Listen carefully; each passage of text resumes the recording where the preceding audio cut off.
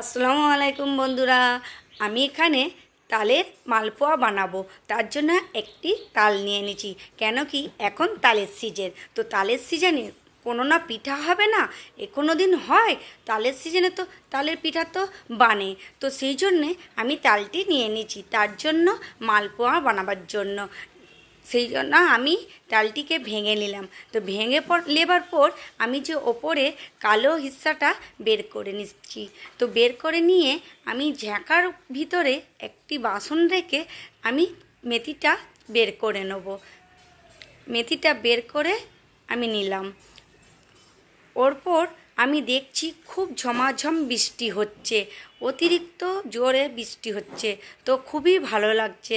বৃষ্টির সময় মালপোয়া খেতে কিন্তু খুব ভালো লাগে, যে কোনো পিঠাই বলো না কেন তালের। তো এখানে আমি একটা বোল নিয়ে নিয়েছি। বোল নেওয়ার পর 1 কাটুরি চালের গুঁড়ো আর 1 কাটুরি ময়দা। তো ময়দা নেবার পর আমি একটু নুন নিয়ে নেব। ময়দাটা দিলে কি হয়, সফট হয়, তো সেই জন্য আমি ময়দাটা ইউজ করলাম। তো আর এখানে 1 কাটুরি আমি ওই তালের মেথি নিয়ে নিলাম। তালের মেথির পর আমি ছোট 1 কাটুরি চিনি নিয়ে নিলাম। চিনিটা নিয়ে আমি হাতের সাহায্যে ভালোভাবে মেখে নেব। এমন ভালোভাবে মেখে নিতে হবে যেমন আটা মাখেন ওরকমভাবে। ভালোভাবে যত মাখবেন তত সুন্দর কিন্তু হবে, তত টেস্ট লাগবে আর ফুলকো ফুলকো হবে। এইভাবে মাখতে থাকবেন, হাতের সাহায্যে ভালোভাবে মেখে নেবেন। নেবার পর একটু একটু পানি দিয়ে মাখতে থাকবেন। দেখছেন আমার কেমন মিশ্রণটি কেমন হয়ে গেছে মেখে মেখে। তো যত বেশি মাখাবেন তত মালপোয়াটি ফুলবে। দেখছেন কেমন আমার মাখাটা ফুলছে। তো এইভাবে মাখাতে থাকবেন।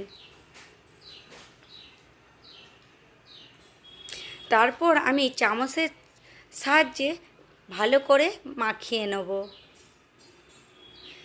এইভাবে মাখিয়ে নিলে খুব কিন্তু চিনিগুলো সহজে গলে যাবে। আমি আধ ঘন্টার জন্য ঢাকনা চাপা দিয়ে রেখে দেবো। আপনারা চাইলে 1 ঘন্টার জন্য রাখতে পারেন। তারপর আমি ঢাকনাটা খুলে আমি একবার ফাটিয়ে নেব। ভালোভাবে ফাটিয়ে নিতে হবে, কেন কি চিনি ছিল, তো চিনিগুলো গলে গেছে। আমি ভালো করে ফাটিয়ে নিলে মিশ্রণটি কিন্তু একটু পাতলা হয়ে যাচ্ছে। দেখছেন কেমন তো হয়েছে। তো এইভাবে কিন্তু করতে হবে। আমার মিশ্রণটি কিন্তু হয়ে গেছে। আমি এবার একটা ছোট কড়া নিলাম, তাতে তেল দিয়ে দিলাম। তেল দেওয়ার পর আমি মিশ্রণটি দিলাম চামচের সাহায্যে।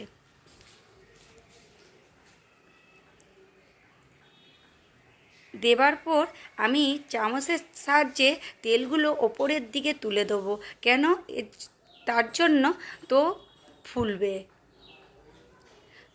তো এই পুরটাও ভেজে নেব ভালো করে। ভালোভাবে ভাজা হয়ে গেলে আমি মালপোয়াটি তুলে নেব।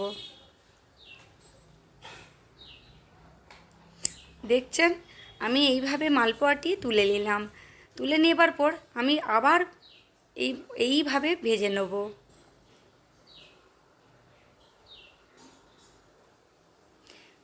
আবার চামচের সাহায্যে তেলগুলো উপরের দিকে তুলে ভালোভাবে ভেজে নেব।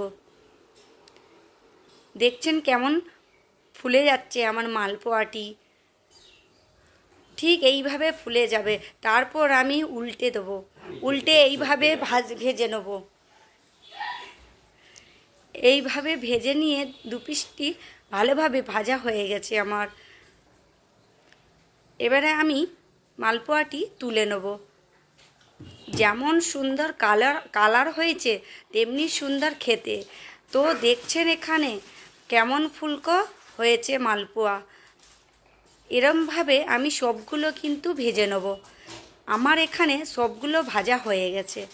দেখছেন কেমন কালারটা লাগছে, তেমনি খেতেও কিন্তু সুন্দর লাগে, তো আর সফটও। আমি একটা দেখাচ্ছি। তো এখানে যেমন সফট আর গরমও। তো অনেকে আছে গরম পছন্দ করে খেতে, অনেকে ঠান্ডা।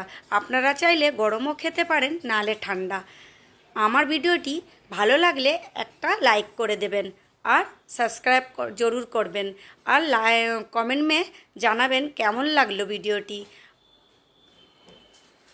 শেয়ার জরুর করবেন। আর আমার ভিডিওটি দেখার জন্য থ্যাঙ্কস। লাইক, কমেন্ট আর শেয়ার সাবস্ক্রাইব করতে ভুলবেন না। আসসালামু আলাইকুম।